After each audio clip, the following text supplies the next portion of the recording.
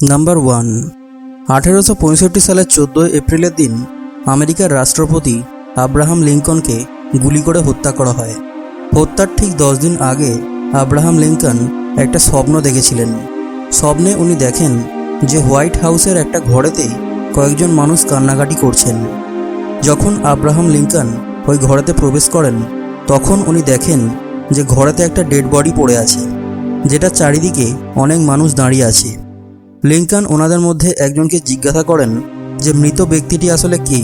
ওই ব্যক্তি জবাব দেন, রাষ্ট্রপতি, একজন হত্যাকারী ওনাকে হত্যা করেছেন। ঠিক ওই সময় ভয়েতে ওনার ঘুম ভেঙে যায়। নিজের হত্যার 3 থেকে 4 দিন আগে আব্রাহাম লিঙ্কন এই স্বপ্নের ব্যাপারে নিজের স্ত্রী ও এক বন্ধুকে বলেছিলেন।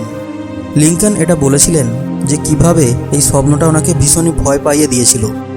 আজকের এই ভিডিওতে আপনি ইতিহাসের 10টি এমন ঘটনা সম্পর্কে জানতে চলেছেন যেগুলো আপনি হয়তো আগে কখনো শোনেননি।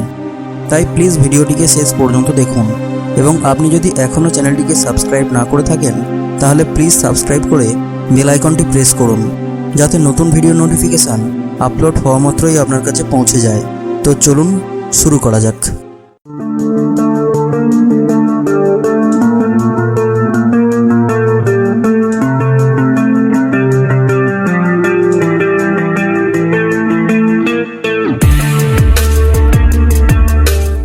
নাম্বার 2। জ্যাকব মিলার নামের এই ব্যক্তি আমেরিকান সিভিল ওয়ারের সময় একজন সৈনিক ছিলেন। যুদ্ধের সময় বিরোধী পক্ষের চালানো গুলি এনার কপালের ঠিক মাঝ বরাবর এসে লাগে। এনার সমস্ত সঙ্গীরা এনাকে মৃত ভেবে এনাকে যুদ্ধক্ষেত্রে ফেলে রেখে চলে যান। কয়েক ঘন্টা পরে জ্যাকব মিলারের জ্ঞান ফেরে আর উনি নিজের প্রাণ বাঁচাতে সক্ষম হন। অবাক করে দেওয়ার মতো ব্যাপারটা হলো, মাথায় গুলি লাগার পর এই ব্যক্তি 54 বছর জীবিত ছিলেন।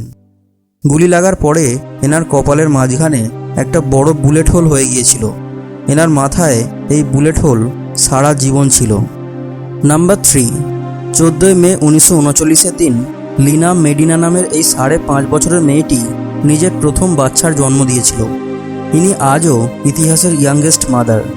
যখন লিনা ওনার প্রথম বাচ্চাকে জন্ম দিয়েছিলেন তখন এনার বয়স ছিল 5 বছর 7 মাস 21 দিন। যখন লিনার বাবা মা এনাকে হসপিটালে নিয়ে গিয়েছিলেন তখন ডক্টরদের প্রথমে এটা মনে হয়েছিল যে লিনার হয়তো কোনো টিউমার হয়েছে। লিনা আজও জীবিত আছেন আর ওনার বর্তমান বয়স হলো 90 বছর। নাম্বার 4। 1923 সালে আমেরিকার অরেগন স্টেটের একটা ফ্যামিলি নিজেদের আত্মীয়ের সাথে দেখা করার জন্য 4000 কিলোমিটার দূরে ইন্ডিয়ানা শহরে গিয়েছিল। গাড়িতে ওই ফ্যামিলির সাথে ববি নামের ওনাদের ডগও ছিল।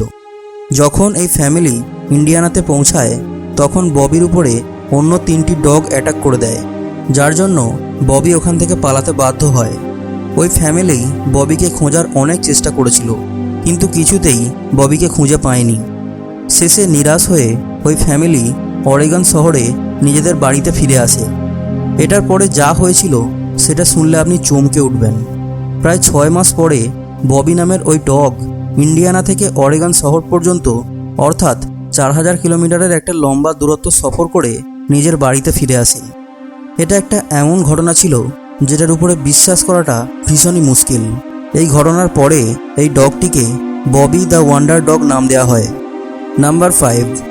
আর্নল্ড শোনবার্গ একজন অস্ট্রিয়ান কম্পোজার ছিলেন। এনার ট্রিস্কাইডেকাফোবিয়া ছিল। ট্রিস্কাইডেকাফোবিয়া একটা এমন কন্ডিশনকে বলা হয় যাতে মানুষ 13 সংখ্যাটিকে ভয় পায়। এমন মানুষ যাদের এই কন্ডিশন হয় তারাই 13 সংখ্যাটিকে ঘিরে অনেক অন্ধবিশ্বাসে জর্জরিত থাকে। এইসব মানুষের 13 সংখ্যাটিকে ভয় পাওয়ার কারণ হলো Friday the 13th। Friday the 13thকে ওয়েস্টার্ন কালচারে খুবই আনলাকি ডে বলে মানা হয়। এই দিন তখন আসে যখন কোনো মাসের 13 তারিখে শুক্রবার থাকে। আর্নল্ডও এইরকম কন্ডিশনের শিকার হয়েছিলেন। কাকতালীয়ভাবে আর্নল্ডের মৃত্যু হয়েছিল 1951 সালের 13 জুলাই ফ্রাইডে দ্য 13th দিন রাত 12:13। নাম্বার 6। এই যে ছবিটি আপনি দেখছেন এটা এক ধরনের শাস্তি, যেটা চায়নাতে এবং এশিয়ার কিছু অংশে ছোটোখাটো অপরাধীদের দেয়া হতো। অপরাধীর গলায় 2 থেকে 3 মাসের জন্য কাঠের একটা বড় তক্তা লাগিয়ে তাদের পাবলিক প্লেসে ছেড়ে দেওয়া হতো তাদেরকে অপমান করার জন্য। অপরাধীদের গলায় লাগানো কাঠের এই বোর্ড এতটা বড় হতো যে অপরাধীর হাত খাবার খাওয়ার জন্য তার মুখ পর্যন্ত পৌঁছাতো না। তাই এই ধরনের অপরাধীদেরকে খাবার খাওয়ার জন্য সম্পূর্ণ রাস্তায় থাকা মানুষদের উপরে নির্ভর করতে হতো। অর্থাৎ কোনো মানুষের যদি এদের উপর দয়া হতো তাহলে তারা এদেরকে খাবার খাইয়ে দিতেন। তাই অনেক অপরাধীরা না খেয়েই মারা যেতেন। একটা কাগজে সেই অপরাধীর অপরাধ লিখে সেই কাঠের বোর্ডে লাগিয়ে দেওয়া হতো, যাতে রাস্তার লোকেরা এটা জানতে পারেন যে অপরাধীর অপরাধটা আসলে কী। নাম্বার 7, চার্লস রিগাল্ট একজন ফ্রেঞ্চ ওয়েট লিফটার ছিলেন। সেকেন্ড ওয়ার্ল্ড ওয়ারের সময় একজন নাৎসি অফিসারের সাথে হাতাহাতি করার জন্য নাৎসিরা এনাকে জেলে ভরে দেন। ইনি নিজের শক্তির ব্যবহার করে জেলের দরজার রড বাঁকিয়ে দিতে সক্ষম হন। আর না শুধু নিজে জেল থেকে পালিয়েছিলেন, বরং ইনি আরও অনেক কয়েদিকে এভাবে জেল থেকে বার করেছিলেন। এরপরে তিনি এখানেই থেমে থাকেননি। যে নাৎসি অফিসার এনাকে জেলে পাঠিয়েছিলেন, ইনি সেই অফিসারকে মারধরও করেছিলেন। নাম্বার 8, জিনি ওয়াইলি নামের এই মেয়েটি 1957 সালে আমেরিকাতে জন্মগ্রহণ করেছিলেন। যখন ইনি 1.5 বছরের ছিলেন, তখন এনার বাবা এনাকে বাড়ির মধ্যে একটা ঘরেতে আটকে রাখেন আর কাউকেই জিনির সাথে দেখা করতে দিতেন না। প্রায় 11 বছর ধরে এনাকে একটা ঘরেতে আটকে রাখা হয়। যখন জিনি 13 বছরের হন, তখন ওনাকে রেস্কিউ করা হয়। জিনিকে যখন ওখান থেকে বাইরে বার করা হয়, তখন ডক্টররা দেখেন যে জিনির মানসিক স্তর 1 বছরের বাচ্চাদের মতোই রয়েছে।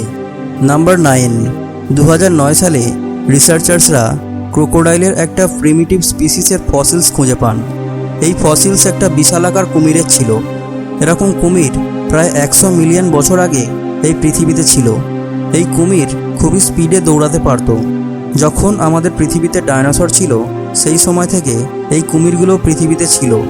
এই কুমিরগুলো এতটাই শক্তিশালী ছিল যে এরা বিশালাকার ডাইনোসরদেরকেও মেরে খেয়ে নিত। নাম্বার 10, চীনের বিশাল দেয়াল তৈরি করতে বহু বছর সময় লেগেছিল। এই দেওয়ালটি গোলাম, কয়েদি এবং এমন শ্রমিকদের দিয়ে বানানো হয়েছিল যাদের জোর জবরদস্তি কাজ করানো হতো। এই দেওয়ালটি বানাতে ব্যবহৃত শ্রমিকরা তাদের কাজের জন্য কোনো টাকা পয়সা পেতেন না, বরং তাদেরকে শুধু ততটুকু খেতে দেওয়া হতো যাতে তারা বেঁচে থাকতে পারে। শ্রমিকেরা দুর্ঘটনায়, অসুখে এবং ক্লান্তির জন্য মারা যেতেন। এই দেওয়াল বানানোর জন্য অজস্র শ্রমিকেরা তাদের প্রাণ বিসর্জন দিয়েছিলেন। আজ চীনেতে একটা প্রবাদ প্রচলিত আছে যে চীনের দেওয়ালের প্রত্যেকটি ইটের নিচে একটা করে লাশ দফন রয়েছে। ভিডিওটি ভালো লাগলে ভিডিওটিকে লাইক এবং শেয়ার করবেন এবং অবশ্যই কমেন্টে জানাবেন যে আপনার ভিডিওটি কেমন লেগেছে। এবং এইরকমই ইন্টারেস্টিং ভিডিও বারবার দেখার জন্য প্লিজ চ্যানেলটিকে সাবস্ক্রাইব করে বেল আইকনটি প্রেস করবেন। Thanks for watching.